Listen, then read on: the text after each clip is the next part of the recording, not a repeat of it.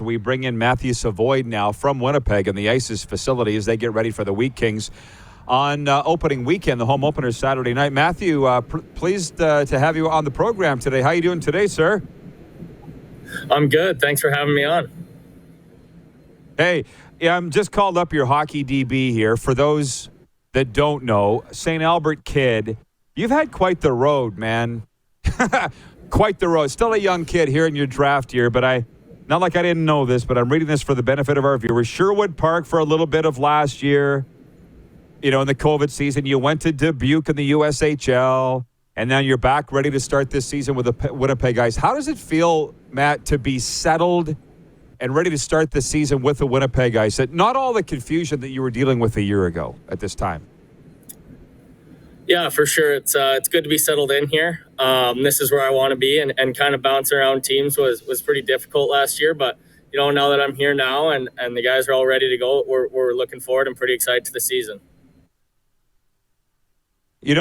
I called all the games in the Western Hockey League bubble, the East Division bubble last year in Regina, and that Winnipeg ICE team was dominant, man. And Brandon won the Subway Cup, as you well know. Talk about opening up this weekend against the Brandon Wheat Kings. And has the rivalry started now that you guys have been back in Winnipeg for a couple of years? Yeah, for sure. In preseason, it was getting a little chippy, and we always look forward to playing against Brandon, being Manitoba rivals. So, I think we're really looking forward to getting the season going, and especially playing against them, our rival. I think we're really excited for it. Well, I know that you're obviously looking ahead to this weekend, but Cole Sillinger, a good friend of ours, went to the USHL as well, and it worked out very well for him last year. I just want to ask you to look back for a second and talk about the Dubuque experience. I'm sure you were asked about it all summer. 34 games, 38 points, plus 11. What did it do for you as a hockey player and as a young man to go down and, try out that league and excel in it? Yeah, it's definitely a good league. I didn't really know what to expect at first, moving to a new league, different country. So, I thought it was a great experience for me development-wise, and getting 34 games in, like you said, was huge for me development-wise. And I think my teammates helped me out really well, letting me adapt to the new team. And I kind of came in halfway through, so wasn't sure how some guys would react, with different roles and stuff. But everyone welcomed me with open arms, and I had a lot of fun down there. How many times have you been asked, what's the better hockey, WHL or USHL? And how do you answer it?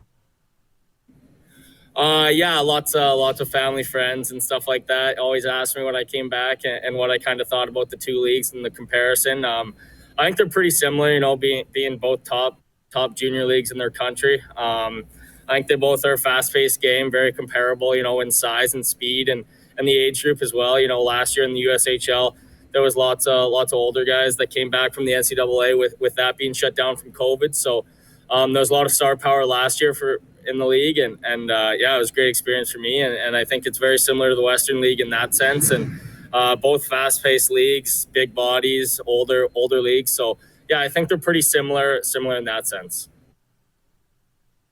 Good answer, Matthew. Now, you come back and you are a projected first rounder along with Connor Geekie, but Peyton Krebs is gone. I want to ask you how you're approaching this season in terms of a very significant role on your club with Peyton gone, and also your own development as a first rounder. Are you feeling pressure, or how are you feeling going into this season?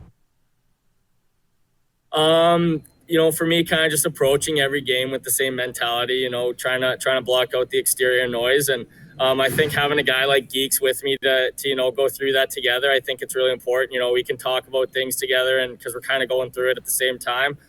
Losing Krebs, obviously, is a big thing for our team. He was a big part of our group the last few years, wearing the captain and obviously leading our team. So I know the boys are going to miss him this year, and he was a great leader for us. So I think some guys are really going to step up this year and fill those shoes. Do you, Matthew, feel the onus to step up yourself to fill, whether it be points or leadership that Peyton did, or is that just the natural progression for you and you're just going to go in there and be you? Obviously I'm going to go into the dressing room and be myself. I was here a couple of years ago, so I know quite a the older guys really well, and I'm close with them. So I think we have a great leadership group here with Jake and Smallwood, Carson Lambos, Connor McLennan. Those guys are all returning guys. So, I think everyone's excited for the season to get going, and everyone's going to pitch in to fill that spot.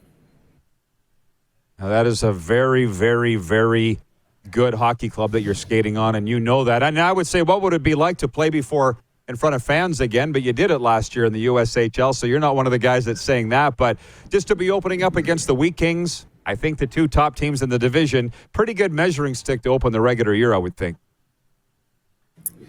Yeah, for sure. Our group's excited with what we have in our dressing room. We have a lot of depth up front and in the back end.